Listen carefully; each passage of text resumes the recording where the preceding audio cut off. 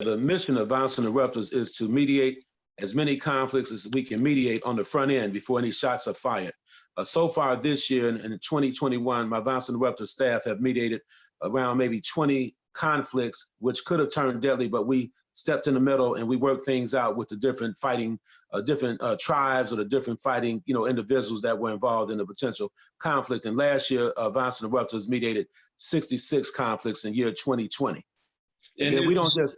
This is in the city of Chicago specifically, arguably the nation's worst city for violence. Yes, and we don't just mediate conflicts. Once we mediate the conflict, then we refer the individuals to social services and try to get young people, secure the help the young people need. And Violence Interrupters actually work throughout the United States as well. I founded the Violence Interrupter, created the Violence Interrupters back in 2004. And basically, Violence Interrupters have been, the program's been implemented in Baltimore, some parts of New York, different cities, New Orleans, all through the nation. This has got to be an incredibly risky thing to ask people to go in and mediate conflicts where both sides are intensely angry at one another, both sides are armed. You're stepping right into the fray.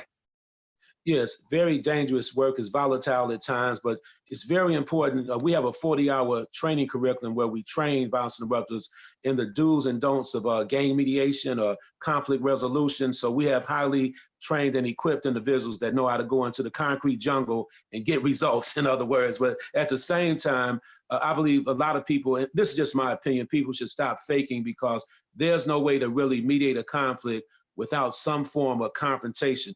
Hopefully it will not turn physical, but verbally.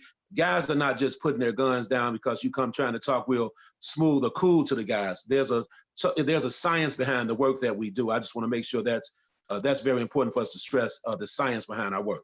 So what is the first step one of your people might take when you're interrupting a conflict? Well, I just try to calm things down.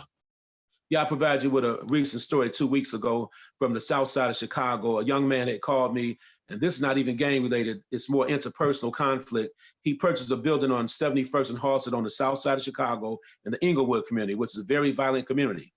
The previous owners of the building did not want him to rehab the building because it was their family building. They lost the building due to foreclosure, and they shot at the guy. And he returned fire because he was concealed carry. No one was hit. He called me and he told me the name of the individual that shot at him. And what I did is I put my antennas up in that particular neighborhood and reached out to some guys from that community, and they tracked the guy down and shot at him. And then we brought the guys to the table, and we mediated the conflict on the front end, where the guy, he apologized to the individual. He said he was dead wrong. He just had lost his mind because there was a lot of family memories, and it was more emotional attachments to the house there, the building rather. And we mediated the conflict on the front end. So what happens is, it's all about personal relationships. It doesn't matter how much you train people, which the training is good, but if you don't have the personal relationships with the potential shooters out there, it's hard to stop the conflicts on the front, stop the violence on the front end, because most killers are not going to tell you when they're about to kill somebody, okay?